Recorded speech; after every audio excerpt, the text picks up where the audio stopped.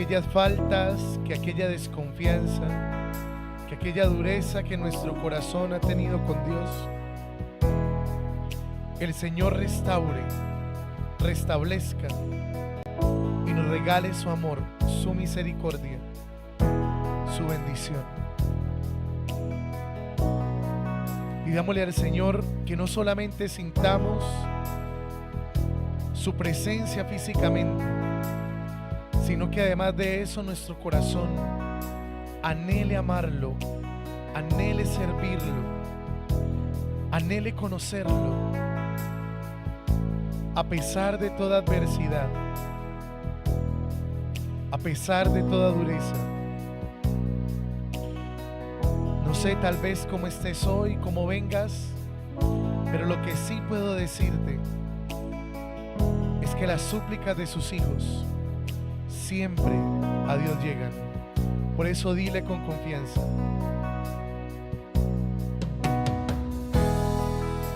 levanto mis manos, aunque no tenga fuerzas. Levanto mis manos, aunque tenga mil problemas. Cuando levanto mis manos, comienzo a sentir una unción que me hace cantar. Cuando levanto mis manos, comienzo a sentir el fuego. Cuando levanto mis manos, mis cargas se van, nuevas fuerzas tú me das. Todo esto es posible, todo esto es posible cuando levanto mis manos. Gloria al Padre y al Hijo y al Espíritu Santo.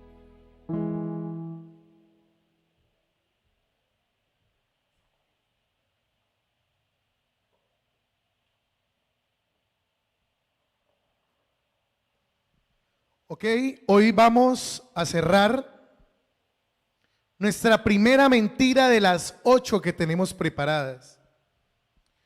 Para los que tal vez nos sintonizan apenas hoy o no lo vieron hace 8 días, es bueno que si vas a ver esta catequesis hoy y no has visto la anterior, veas la anterior. Y antes de esa anterior, veas la anterior a esa. Porque esta es la tercera charla de este segundo ciclo que hemos tenido después de terminar las catequesis de Alfa. Ahora lo que estamos haciendo es ahondando en un tema espiritual que específicamente nos va a desenmascarar y a dilucidar 8 mentiras que el enemigo, que el diablo tiene, que parecen y suenan como verdad, pero que son mentiras espirituales muy arraigadas a nuestro corazón. Lo primero que tengo que decir, mira, yo siempre después de cada catequesis suelo ver lo que estamos haciendo para ir corrigiendo cosas. Y leo el chat, yo leo todo lo que ustedes escriben, no crean. O sea, lo que usted escribe ahí no se pierde. Yo tomo nota de lo que muchos de ustedes dicen o participan en él. Y hace 8 días hubo alguien que participó y parecía muy contrariado. Dijo algo así como: no, definitivamente lo que usted está enseñando no es lo que a mí me enseñó la Iglesia Católica toda mi vida.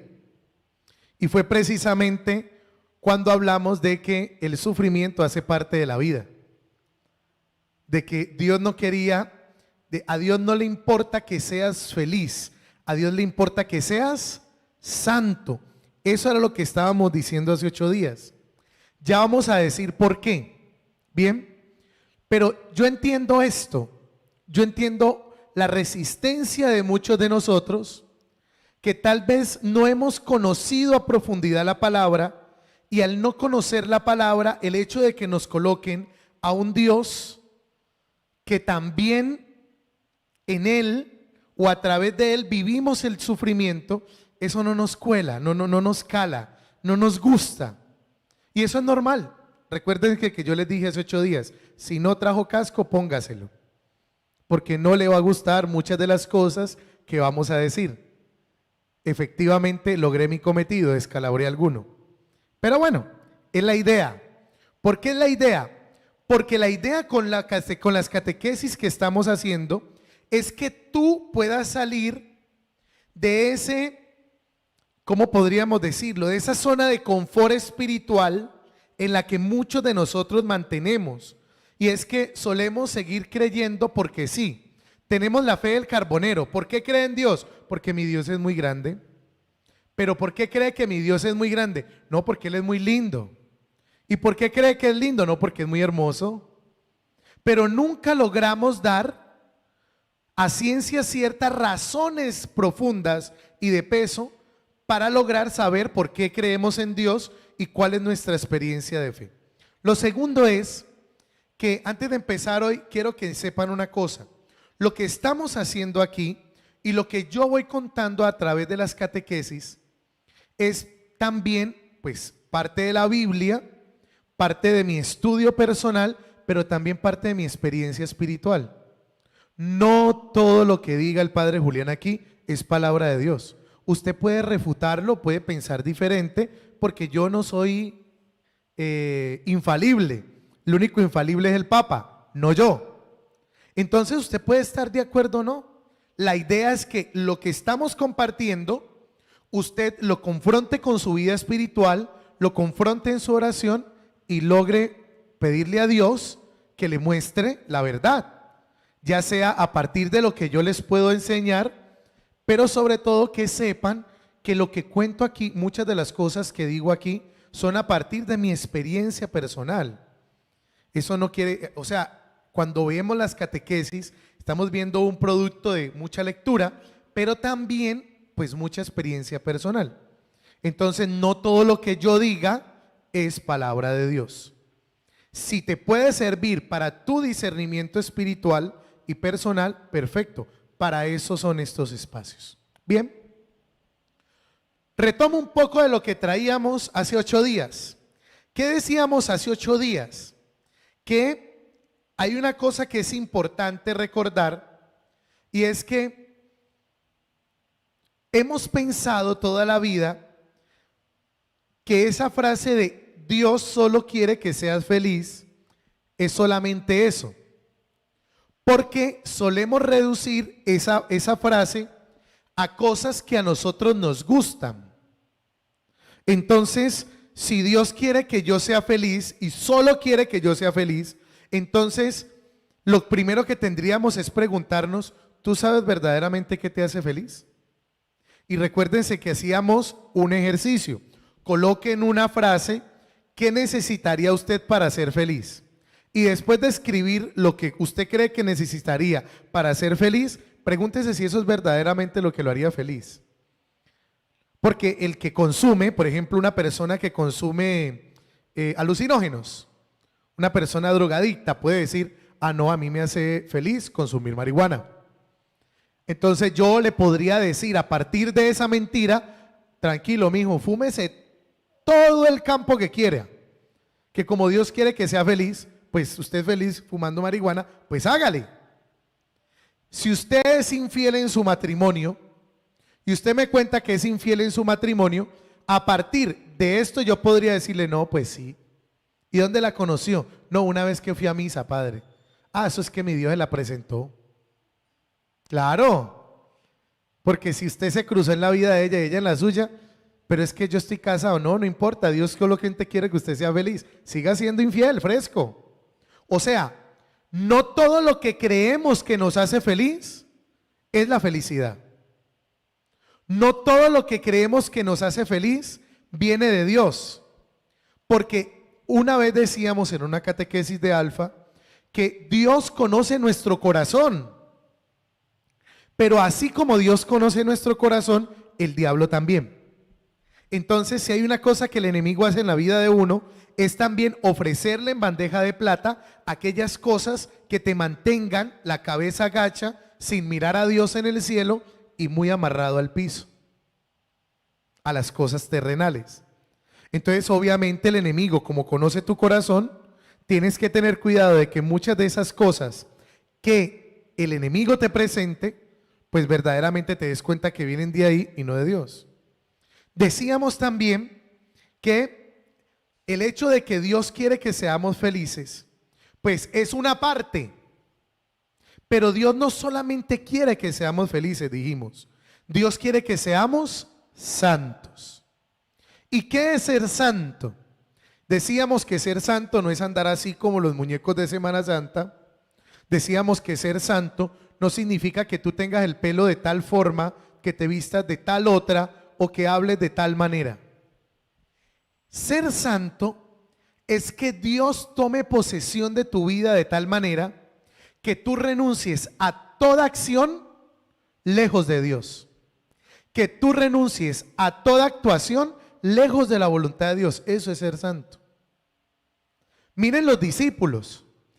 ¿Qué tienen que hacer en el camino de la vida los discípulos durante toda su vida para llegar a ser San Mateo, San Pedro, San Bartolomé, San Matías? ¿Qué tienen que hacer? Tienen que purificar muchas de esas renuncias. ¿Qué hacen antes de ser San Mateo, San Marcos, San Lucas, San Juan, San Bartolomé, San Tadeo? ¿Qué tienen que hacer? Tienen que purificar muchas de esas actuaciones que eran lejanas a la voluntad de Dios. O sea, para que San Pedro sea San Pedro, primero tiene que negarlo 3 veces. Para que San Pedro sea San Pedro, primero tiene que tirarse de la barca al agua, caminar, acordarse de que uno no camina sobre el agua y medio ahogarse, para que el Señor lo levante. Entonces, ¿cuál es el principio o el presupuesto de un santo? Un pecador. Sin pecadores no hay santos. Si no, miren a San Agustín. San Agustín no hacía hostias de chiquito, ni de joven. San Agustín era un desastre. Y es San Agustín. Entonces, eso no quiere decir que uno siempre tiene que ser malo, ¿no? No. O vivir una vida muy perdida para poder ser santo, no. Estoy diciendo que todo pecador es el principio para ser un santo. Y que ser santo no es una cosa por allá extraterrestre, sino que tiene que ver específicamente con eso, con que todas tus decisiones y tus acciones pasen por la voluntad de Dios, que tú las ores, que tú las hagas a la luz del Evangelio, a la luz de lo que Dios te pide, pero no a la luz de tus propios caprichos. Hoy lo vamos a ver. Entonces, esta mentira que la vamos a acabar hoy, desafortunadamente tengo una moneda pero muy pequeña. La mentira de Dios solo quiere que seas feliz tiene 2 caras de la moneda. Es la misma moneda pero tiene 2 caras. La primera cara es esta. La primera cara es: Dios solo quiere que sea feliz. Eso es lo primero que el enemigo nos presenta. Eso es lo primero que el enemigo nos coloca enfrente. Y es la primera forma como el enemigo nos engaña, haciéndonos creer que Dios solo quiere que seamos felices. Y ya despejamos esta duda. Dijimos que no, Dios no solamente quiere que sea feliz, Dios quiere que sea santo. Primero, ¿cuál es la otra cara de la moneda? La otra cara de la moneda es que desafortunadamente el enemigo, ojo, nos coloca otra mentira. La otra mentira es no solamente que Dios solo quiere que sea feliz, sino que la otra mentira es que pensamos y creemos que a Dios no le interesa que yo sea feliz. Esas son 2 mentiras en una, ¿no? Primero nos hace creer que Dios solo quiere que sea feliz, y el otro lado de la mentira, ¿cuál es? Que a Dios no le importa que yo sea feliz. como a Dios no le importa que sea feliz, al enemigo le interesa mucho que tú pienses eso. Entonces, por eso la gente suele hacer esto. Jesucristo sí, pero la iglesia no. Dios sí, pero la iglesia no. Dios sí, pero los curas no. Dios sí, pero las monjas no. Dios sí, pero el papa no. Y por ahí se van. ¿Eso qué quiere decir? Que de alguna manera nosotros buscamos cómo acomodar un Dios a nuestra forma. Está en expresiones como esta. Padre, ¿uno para qué se confiesa? Si uno se confiesa con otro pecador igual a mí. Es más, Padre, yo me conozco los pecados del padre de mi barrio y es más pecador. ¿Yo cómo me voy a confesar con semejante demonio vestido de padre? Si ese es peor que yo, dice la gente. Una excusa para no acercarse al sacramento de la confesión. Uno que muchos de nosotros tenemos. Yo no me confieso porque yo me puedo confesar con Dios allá en mi casa. Yo tengo una imagen por allá de la Virgen de Fátima y yo le oro mucho. Yo tengo un cuadro de la misericordia y yo allá me confieso con el Señor. ¿Por qué hago eso? Porque la iglesia, como me dice lo que yo no debo hacer, no me gusta. Entonces, claro, es más fácil que tú te confieses con la pared o con un cuadro de la misericordia a que te vayas y te confieses con un ministro y un ministro te recuerde que te estás equivocando. Eso es más fácil. Eso hace que con esas frases nosotros validemos esta otra mentira, este otro lado de la cara de la moneda que dice que a Dios no le interesa que yo sea feliz. Entonces no solamente el enemigo te hace creer que Dios solo quiere que seas feliz, entonces haga lo que le dé la gana. El otro lado de la mentira es que a Dios no le importa que usted sea feliz, entonces haga lo que le dé la gana. Entonces, ¿qué sucede? Estos son los dos lados. Uno que me dice, Dios solo quiere que sea feliz, y otro que me dice, a Dios no le interesa que seas feliz. Y a partir de esas dos ambivalencias, de esas dos ambigüedades, el enemigo se vale para decirte que en últimas tú debes hacer lo que te nazca del corazón. Otra excusa espiritual. Hay gente que dice, yo no voy a la misa, padre. Vení, pero ¿por qué? ¿Por qué no vas a la misa? No, padre, a mí, eso de ir a la misa, ¿para qué? Uno tiene que ir a la misa cuando le nazca, padre. Ah, cuando le nazca, fantástico. Vaya al baño cuando le nazca. Vaya y coma cuando le nazca. A ver cómo le va. Vaya y ore cuando le nazca. Si uno las cosas de Dios las hace cuando le nacen, ¿cuándo le nace a uno? A ver. Nunca.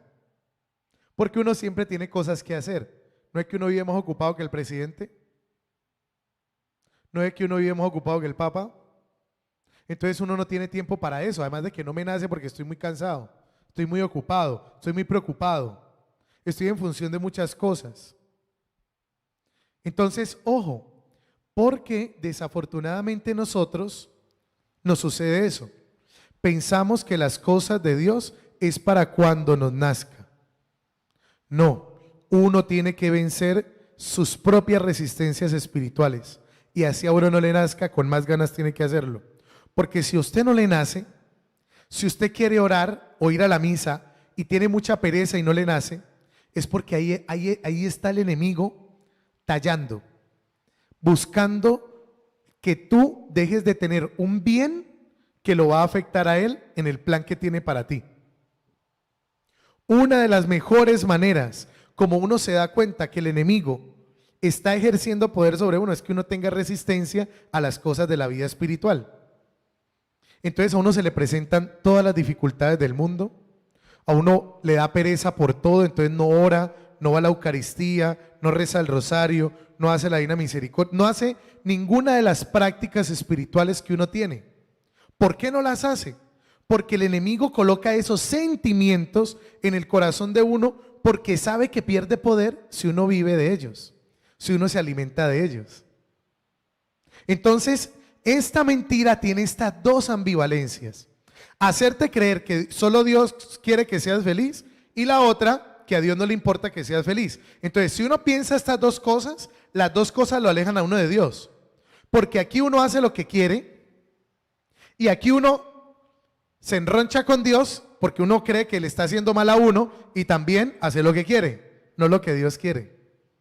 En el fondo, el enemigo lo que quiere es hacerte colocar en tu corazón un sentimiento que te haga decir: no necesito a Dios, me valgo conmigo mismo. Ese es el problema, y ese es el problema que todos tenemos que vencer. Ahora, ¿qué tenemos que hacer? ¿O qué logramos identificar?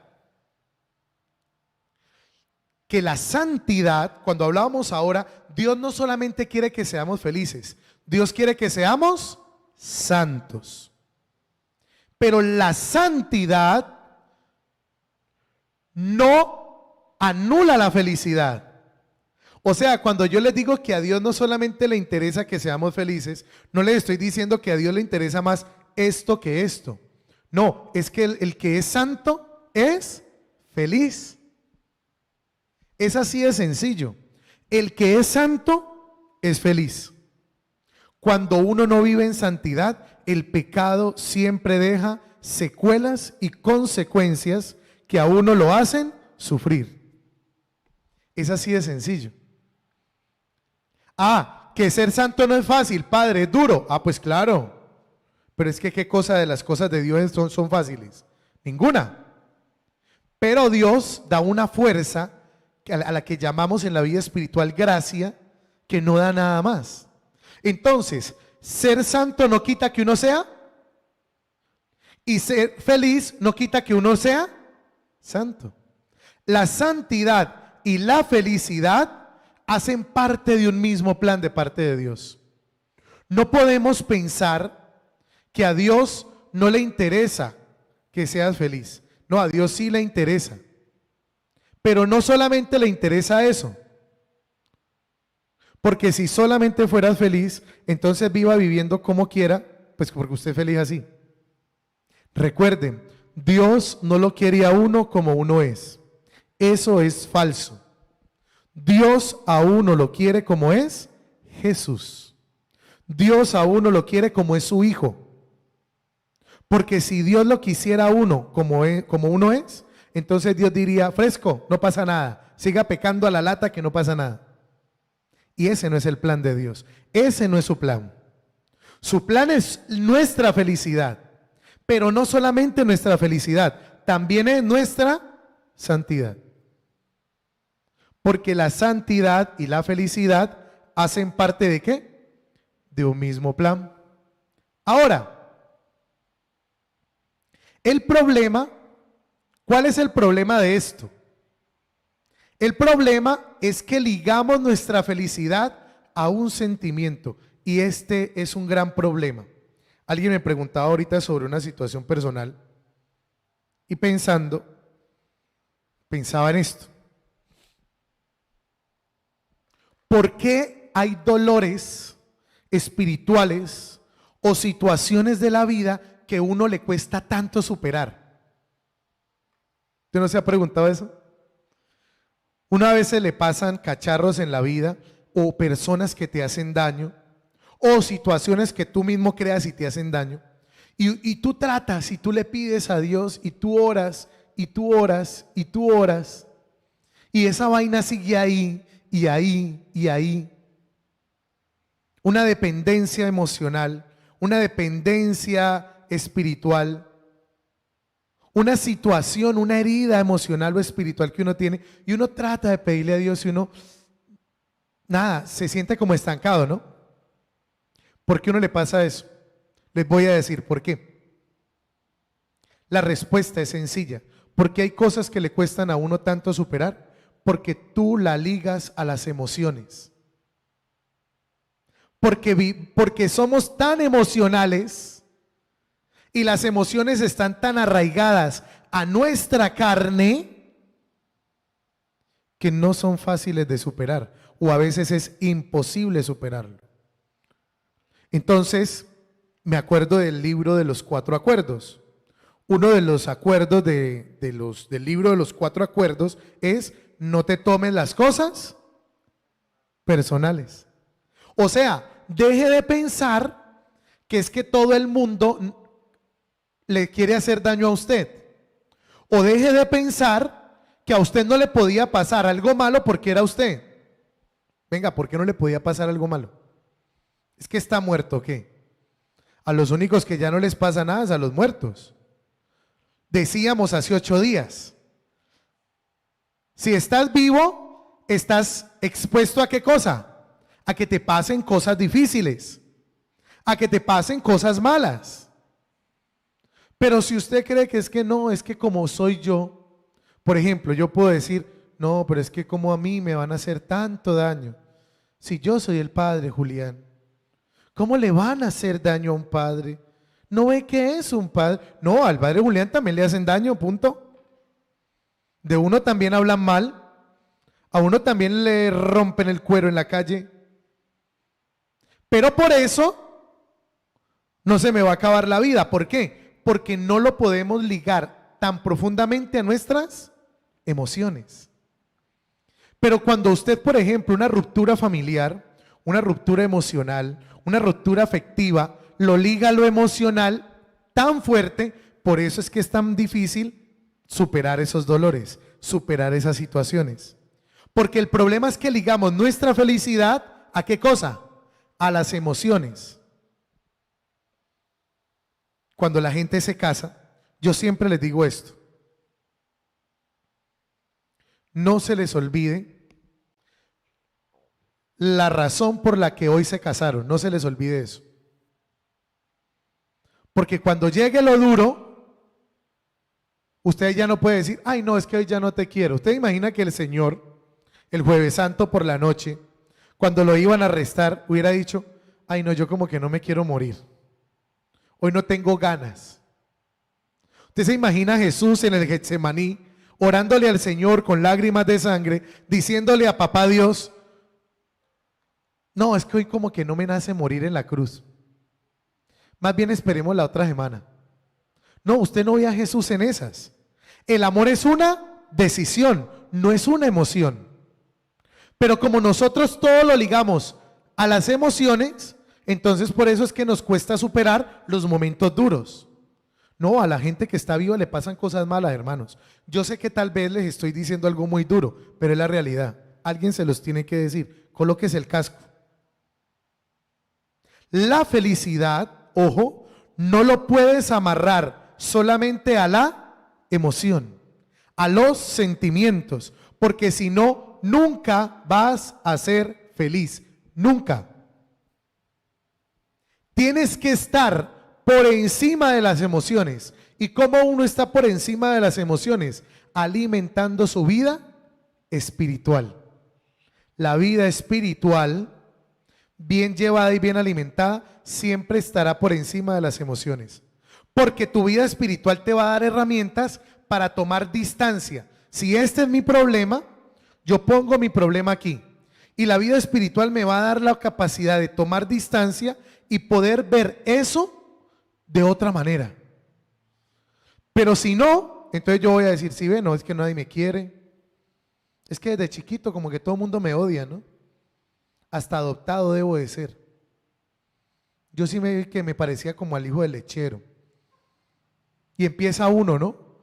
Con todos esos vacíos emocionales, a ligarlos con las cosas que le pasan, y por eso es que uno no sale de esos problemas, no sale de esos baches emocionales. Entonces, pilas, porque la felicidad no puede estar amarrada solamente a un tema emocional. El problema es que ligamos nuestra felicidad a los sentimientos, pero no a la comunión con Dios. Entonces pasa esto. ¿Qué pasa? Pasa que nosotros nos solemos quedar en los frutos, pero no vamos ¿a dónde? A la raíz. Ese es el problema de nosotros.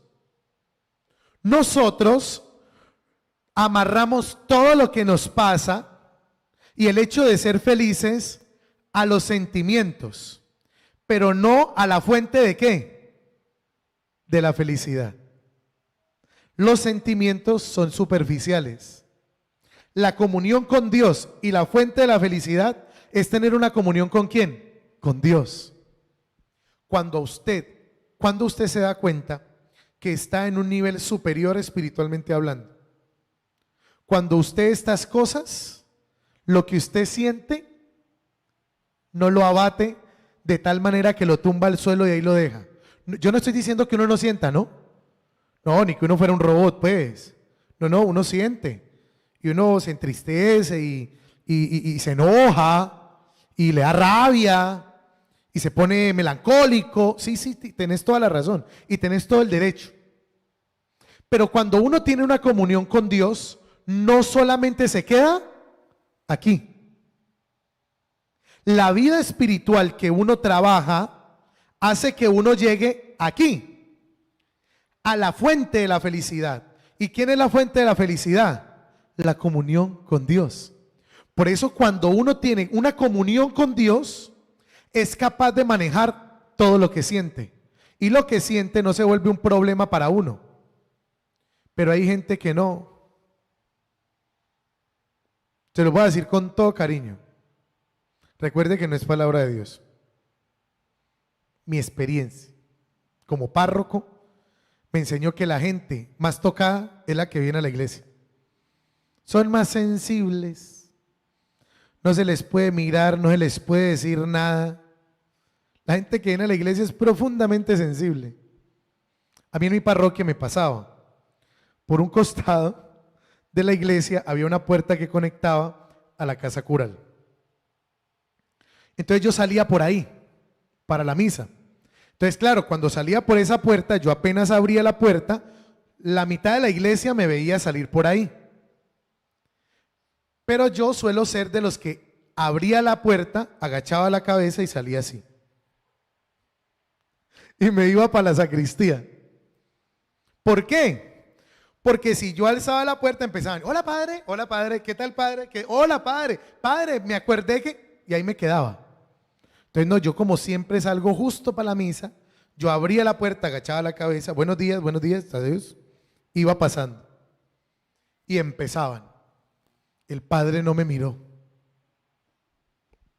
Ese padre es más creído. Claro, como es padre. Es que mírelo, ¿no? Es que es jovencito. Es que esos padres jóvenes, no, como los de antes, los viejitos, que eran buena gente, no. Mentira, pues no era por ser mala gente, era porque era por practicidad. Si saludaba me quedaba ahí, entonces yo agachaba la cabeza y salía. Yo sé que hay gente que me está viendo de allá. Ellos saben que yo siempre les contaba esto. Entonces la gente se llenaba ¿de qué? De sentimientos, pensaban que el problema era con ellos. Pero cuando uno es maduro en la vida espiritual, claro, siente. Pero uno va más allá de lo que siente. Mira las cosas a la luz de Dios, no a la luz de ¿qué? De los sentimientos. No se queda con los frutos, ¿va a dónde? A las raíces. Les voy a dar 2 ejemplos de eso. Primer ejemplo, la samaritana. Acuérdense, busquen ahí en la Biblia la conversación de Jesús con la samaritana. Jesús le dijo a la samaritana, te voy a dar de un agua que nunca más te volverás a tener sed. Jesús le estaba diciendo que esto la tenía estancada, que tenía que tener una comunión ¿con qué? Con la fuente de la felicidad, es decir, con Jesús. Porque le dice, has tenido 5 maridos y el que tienes, o 6 maridos creo, y el que tienes ahora tampoco es. Más salada no podría estar. El que tenía tampoco era, es decir, toda su vida estaba varada. Y por eso Jesús le dice, te voy a dar de un agua que no volverás a tener sed. Eso es ir a la fuente de la felicidad. Pero cuando uno no va a la fuente de la felicidad, hermanos, ¿qué sucede? se quedan estas vainas. Entonces uno siempre vive herido, siempre vive golpeado, siempre vive llevado, no es capaz de solucionar un problema, porque cree que ser feliz es no tener problemas. ¡Qué error más craso! Uno dice, no, pues bien, ahí llevándola, ¿no? Vea, ¿y cómo va? ¿Y qué ha hecho? Oh, pues padre, a ver, pues, llevándola. ¿Para qué le cuento? Usted no tiene la culpa. Ore mucho por mí, usted que está más cerquita de Dios. Cuando la gente me contesta así, yo le suelo pedir al Señor que se la lleve rápido. Que se la lleve. Porque para uno vivir así llevado, no tiene sentido eso. Pero normalmente hay gente que está varada ¿dónde? Aquí. Es decir, vive de sus sentimientos, por eso nunca va a ser feliz. O por eso también el otro problema es que la hace feliz cualquier cosa. Entonces es como cuando uno tiene mucha sed y se toma una gaseosa. A los 20 minutos le vuelve a dar sed. ¿Por qué? Porque esa vaina no llena, eso es puro gas. Eso mismo pasa con la felicidad. O uno piensa que nunca va a ser feliz, o piensa que, ojo, todo lo contrario, piensa que no va a ser feliz, o piensa que verdaderamente la felicidad no es para él. Porque todo lo amarramos a lo emocional. Y hay que aprender a ser un poco más espirituales y menos emocionales. A eso le llaman inteligencia emocional, no, inteligencia espiritual. Eso es lo que nos falta hoy en día a todos. Daniel Goleman escribió el libro Inteligencia Emocional. Buenísimo, recomendado. Pero el siguiente paso es aprender a tener inteligencia espiritual. Ahí está para el que se quiera escribir algún libro, ese es un tema bacano. ¿Por qué? Porque eso te ayudará a entender que la felicidad no tiene que ver con que usted no tenga problemas, con que no le pase nada malo. Tiene que ver con otras cosas, con la comunión que usted tenga con la fuente. Y la fuente es Jesús.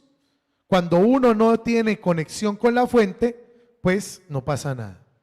Entonces, a Dios sí le importa nuestra felicidad.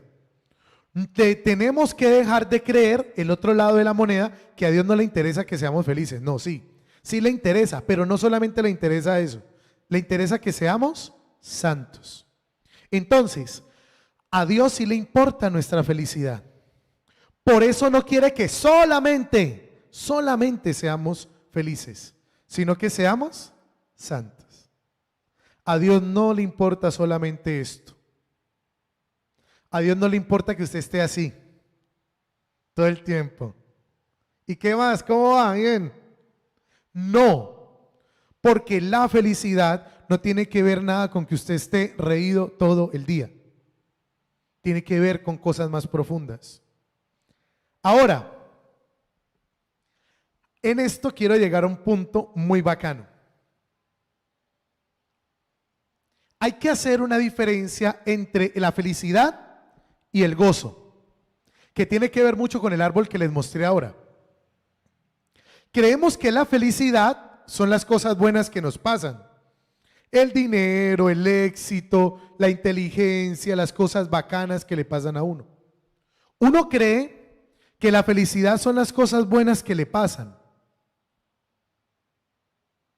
Pero realmente yo les digo una cosa. Son las cosas duras que nos pasan las que verdaderamente nos hacen. Son las cosas duras de la vida las que verdaderamente nos enseñan, nos forman, nos pulen.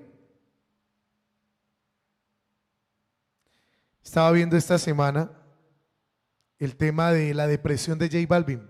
¿No sabían? ¿No lo han visto? El man se deprimió y el man lleva una lucha muy profunda con el tema de su depresión. Y entonces uno se coloca a ver, ¿no? Como fan de J Balvin. Me encanta el reggaetón, lo confieso. ¿Y yo qué hago, pues? No, es que a mí la música, aquí se están riendo para los que no están viendo allá. No, lo que pasa es que a mí la música, yo nunca voy a ver películas de drama. Diferentes dramas escucho yo en una confesión para seguir viendo más dramas. Y yo no escucho música triste, porque la música triste me acongoja y yo tengo que estar equilibrado. Entonces, estaba viendo una entrevista que le hacían a J Balvin y él hablaba sobre su lucha contra la depresión. Entonces, yo me colocaba a pensar, tal vez usted también lo puede haber pensado. ¿Qué problemas puede tener J Balvin? A ver. ¿De qué color pinta el avión que compró? El problema más grande que uno puede creer que tiene J Balvin. Otro gran problema que puede tener J Balvin, así difícil, duro. ¿De qué color se pinta el pelo? O cómo combina las zapatillas. O si se coloca una camisa ancha o una apretada. Pero resulta que uno puede aquí a este lado decir, no, ese man no tiene problemas, mantiene la vida resuelta. Porque pensamos, cuando pensamos así es porque pensamos esto, que la felicidad son no solamente las cosas que tenemos. Pero resulta que hablando del tema con alguien, yo le decía, claro, es que él tiene un gran enemigo. El gran enemigo es que ya llegó ¿a dónde? A la cima. Y cuando uno llega a la cima, el ser humano es de retos. Y cuando uno no tiene un reto o algo que le complique a uno la vida, uno pierde el sentido. Y pierde el sentido porque lo que lo hace a uno son las dificultades, son las metas, son los retos. Pero cuando uno está arriba, uno dice, ¿y para dónde? ¿Aquí qué? Uno ya no dice para abajo, no. Uno quiere más arriba, pero si no hay más arriba, claro, una persona como él puede tener depresión porque es que llega un momento en el que la vida le da una cierta estabilidad de vida en muchos aspectos, pero claro, cuando uno no ha trabajado su vida espiritual a profundidad, pues aunque lo tenga todo, le sigue faltando todo. Ahí es donde uno entiende que una persona como él puede sufrir mucho. Y así hay muchas personas en el mundo que creen que solamente por tener cosas o por ser exitosos ya son ¿qué? Felices. Y resulta que no. Seguir a Cristo, ¿qué implica? Amarlo a través de lugares muy infelices. Esto fue lo que no le gustó a nuestro televidente hace 8 días. Pero es que uno no puede olvidar que el dolor también hace parte ¿de qué? De la vida. Las cosas duras hacen parte de la vida y por lo tanto de la fe. Entonces, la diferencia que hay entre la felicidad y el gozo, ¿en qué consiste? En que la felicidad tiene que ver ¿con qué? Con los estados de ánimo. La felicidad tiene que ver ¿con qué? Con los estados de ánimo propios de las circunstancias que vivimos. Pero el gozo, ojo, vamos a ver que es otra cosa muy distinta. Les voy a probar esto.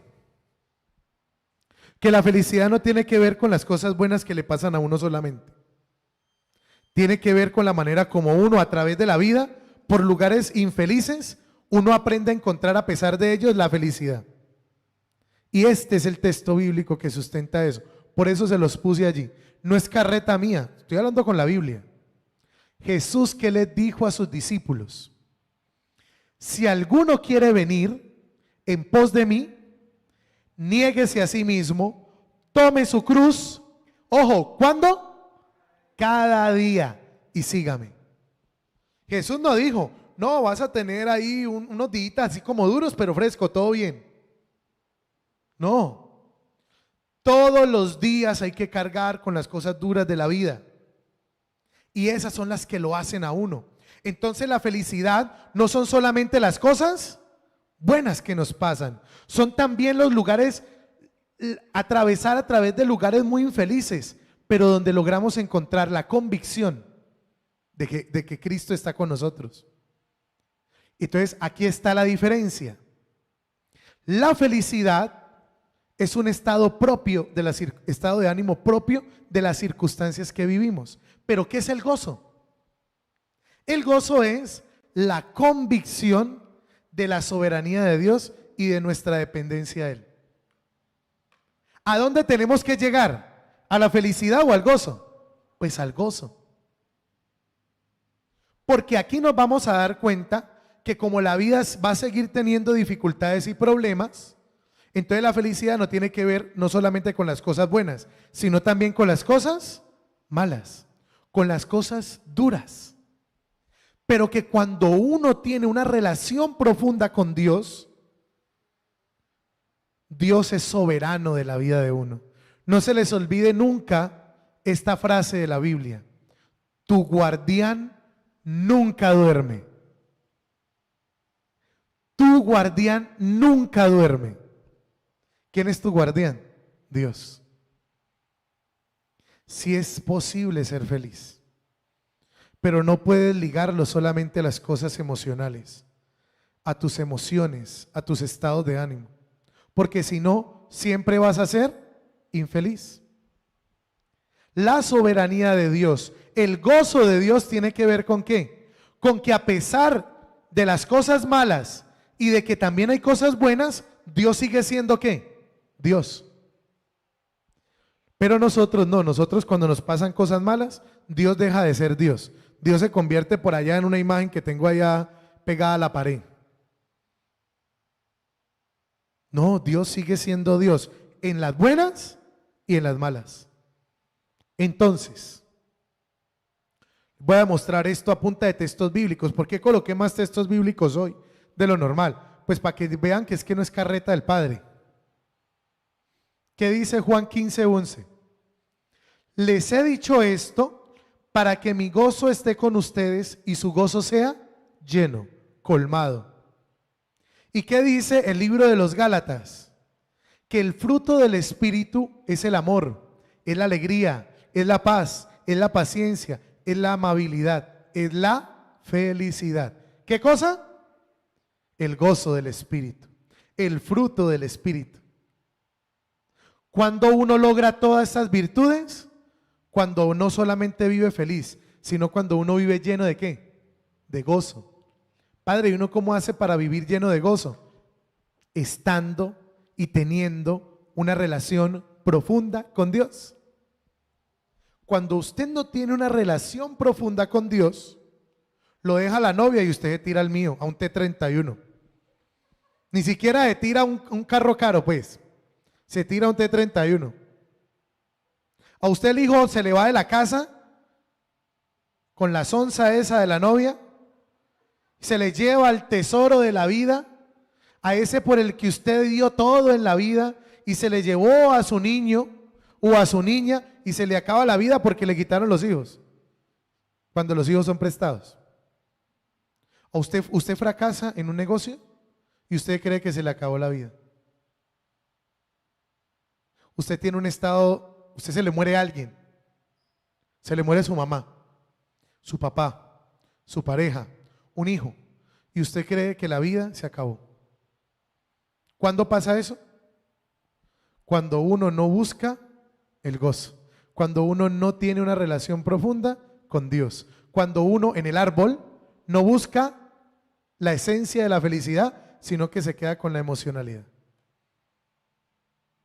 Entonces, para el que está ya en la casa, o los que estamos acá, que nos sentimos varados por las cosas que nos han pasado, ya hoy logran entender que a Dios sí le importa tu felicidad. Pero tu felicidad no puede ser tan superficial. Entonces, hay tres cosas que no podemos olvidar. Dios promete felicidad, claro, pero el diablo también. El diablo también, porque dijimos que el diablo también conoce nuestro corazón. Y por eso tenemos que tener cuidado de a qué le llamamos felicidad. Porque no todo lo que lo haga feliz a uno viene de Dios. Ya di los ejemplos. El que consume dice que el que lo hace feliz es un porro. Al infiel, su infidelidad. Al que roba, cuando roba. Al que es codicioso, la plata. Y cree que eso lo hace feliz. y resulta que se da cuenta que no. Entonces, ojo, porque Dios promete felicidad, ya lo vimos, pero el diablo también. Por eso tenemos que preguntarnos muy bien a qué le llamamos felicidad o qué creemos que nos hace felices. Segundo, que el enemigo nos tienta con algo bueno. Claro, el enemigo nunca se va a presentar como es. El enemigo se pone hasta moño y cosito de regalo. Claro, porque nunca te va a decir, vea, usted con esta infidelidad va a perder todo, la plata, el carro, la mujer, los hijos, el hogar, la tranquilidad, la paz. Eso no le dice el diablo cuando le presenta ahí la infidelidad. Porque si se la presentara, usted no quedaría tan fácil. Lo que pasa es que uno a veces es tonto, pero para lo que le conviene. Para otras cosas no. Por eso, el enemigo siempre nos tenta con algo bueno. Pero siempre que nos tenta con algo bueno, lo que nos tenta conseguir, lo conseguimos ¿cómo? De mala manera. Siempre es pasando por encima de alguien, siempre es dañando a alguien. Y a alguien no es solamente a las otras personas, a alguien es también a mí mismo. Muchas de las cosas que hacemos mal también nos dañan a nosotros. Y tercero, Jesús nos invita a pedir porque cuenta con que sepamos lo que vamos a pedir. Ojo, cuando usted le pida a Dios, ojalá sepa qué es lo que le está pidiendo. Y aprenda no tanto a decirle, Señor, quiero esto, sino, Señor, muéstrame. Señor, dame discernimiento. Señor, dame sabiduría. Pero lo que hacemos nosotros es, yo quiero esto y lo quiero así, y lo quiero en tal sitio, y lo quiero en tal fecha, y lo quiero de esta manera. Y cuando no es así, lo buscamos hacer a la nuestra. Por eso, es que aquí hay una gran diferencia, ojo, entre la manera como Dios nos pide vivir y la manera como nos pide vivir el enemigo. Cuando uno vive según Dios, la gloria de Dios es para Él, no para mis caprichos. Pero cuando usted vive según usted quiere satisfacer todos sus deseos. Ojo con los caprichosos, que esos son a los que peor le va. Son los que más sufren, porque mi Dios les da 3 cachetadas en el momento que menos piensan. Necesitamos a Dios, no cosas, pero cuando uno vive como el enemigo le pide, uno necesita cosas y cosas para satisfacer todo lo que uno quiere. Cuando uno vive como Dios quiere llenar el vacío del alma, pero cuando uno vive como le da la gana, uno llena el vacío de las emociones. Me siento feliz, me siento pleno, pero para eso necesita seguir haciendo cosas malas. Por eso hay esto es satánico. Estas 2 frases son la cosa más satánica que yo he visto en mi vida. Pero estas 2 frases están muy arraigadas en nosotros. Cuando usted quiere algo y le pide a Dios algo y no se lo da, hay gente que le dice esto: es que usted sufre porque no tiene fe. ¿No han escuchado que la gente dice eso? Usted sufre porque no tiene fe. ¿Es que acaso Dios quiere que uno sufra? No, Dios no quiere que uno sufra. Pero ¿por qué sufre uno normalmente? Por los caprichos de uno. ¿Ya ven por qué esta segunda mentira tiene que ver con el hecho de hacerle creer a uno que Dios no quiere ver, que a Dios no le importa nuestra felicidad? Por estas cosas. Porque si uno sufre, entonces la gente le dice, es que usted sufre porque no tiene fe. Es decir, Dios lo está ¿qué? Castigando. Dios por allá mandándole un rayo para que le caiga toda. Como los niños chiquitos, ¿no? No metas el dedo ahí. No metas el dedo ahí. El niño mete el dedo, le pasa el corrientazo y ¿qué hace usted? ¿Qué hace la mamá promedio? No he visto la primera mamá que diga, ay, pobrecito mi niño que metió el dedo ahí. No. cool y cagado. Es que yo te dije que no. Uno se imagina a Dios así. Uno se lo imagina así a Dios. Entonces uno piensa que porque le pasan cosas malas es porque uno no tiene. No. Dios no está por allá mirando a ver cómo le da duro a usted. Ese no es Dios. La mayoría de cosas que nos hacen sufrir no es porque Dios las quiera. Es porque o hacen parte de la vida o uno mismo lo ha construido. Y la otra frase súper satánica es que hay gente que dice esto: Dios no te lo ha dado porque no has pedido suficiente. Qué cosa más loca, hermanos. Y a usted le suelen decir eso y usted se la cree. ¿Por qué? Porque a veces pensamos que es lo que uno haga lo que va a doblarle la voluntad a Dios. No, eso no funciona así. Recuerden que lo dijimos en la catequesis de Alfa. No también es una respuesta de Dios. Dios también te va a decir muchas veces que no. Ay, no me gusta, es que veas que yo estoy sufriendo mucho. No, pero si te dice que no, es porque tiene otra cosa para vos. Pero eso no. Pero no falta el que le dice así a usted esto, ¿no? No, mi hija, lo que usted tiene que pedir es con más fe. Es que a usted lo que le falta es más oración. Como creyendo que orando más va a convencer a Dios, ¿no? Si Dios le dijo que no, no es no y no. Por eso, dice San Juan, la verdad les digo que llorarán, ojo con esto, se lamentarán y el mundo se va a alegrar. Estarán tristes. Mire todo lo que nos advierte Jesús. Llorarán, se lamentarán, el mundo se alegrará de su llanto. Estarán tristes, pero ¿qué dice después Jesús? Después de que nos advierte, nos da una promesa. Pero su tristeza se convertirá ¿en qué? ¿Ven por qué les hablo del gozo? Porque si usted tiene una relación profunda con Dios, no importa lo que usted llore, no importa lo que tú te lamentes, no importa lo triste que estés, Dios seguirá siendo soberano de tu vida. Porque es Dios. Sencillo. Me emocioné. Perdón. Suelo exaltarme. Termino con esto. Por eso, lo esencial no son nuestros sueños. Lo esencial es la gloria de Dios. Porque si hay alguien que sabe qué necesitas para ser feliz, ¿quién es? Es Dios. Pero uno la toma personal, ¿no? Es que Dios no me quiere ver feliz. Es que yo no le importo a Dios. Oh, cómo sufro. No, venga, pórtese serio. Madure, le dicen los papás a uno. Madure espiritualmente.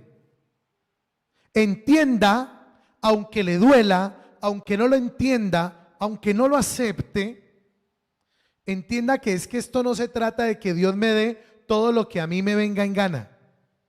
Es que la gloria de Dios se ve en el plan perfecto que tiene para ti y que Dios te va a mostrar qué es lo mejor para ti. Cuando Dios es soberano, yo cargo con mi cruz cada día y confío en que lo que Dios me muestre, por ahí es. Pero cuando yo no confío en eso, entro en la otra. No, es que a Dios como no le importa a uno. Yo tanto que le llevo pidiendo a Dios y nada, vea. No me da nada de lo que le pido. Parezco un paria para Dios. Yo no significo nada para Él. ¿Para qué sigo orando? ¿Para qué voy a la misa? ¿Para qué oro? ¿Para qué leo la Biblia? Es que yo no nací para el amor.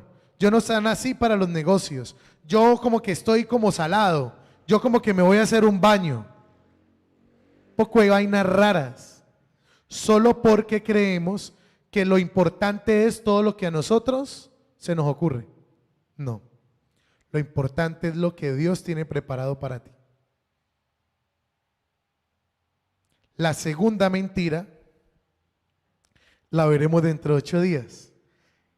Y si la primera me parece genial, la segunda es más genial todavía. La segunda mentira es: solo se vive una vez. ¿Usted no ha visto que hay mucha gente que dice eso? Eso es lo que uno dice antes de cometer un pecado normalmente, ¿no? Ay, es que yo no sé si esto, lo otro, o si tal. Hágale, que en la vida solamente es una. Esa es la traducción de esa mentira. Uno solamente vive una vez en la vida, métase, hágale. Usted se va a dar cuenta de las consecuencias que tiene esta mentira en su vida, y usted la próxima vez, antes de tomar una decisión y que le digan, hágale, que ya metida la mano, metido el codo, usted lo va a pensar 2 veces. Porque usted sabe que ahí está obrando algo que es totalmente adverso a la voluntad de Dios. La segunda mentira es esta: solo se vive una vez. Esto es otra mentira que parece verdad. Vamos a orar.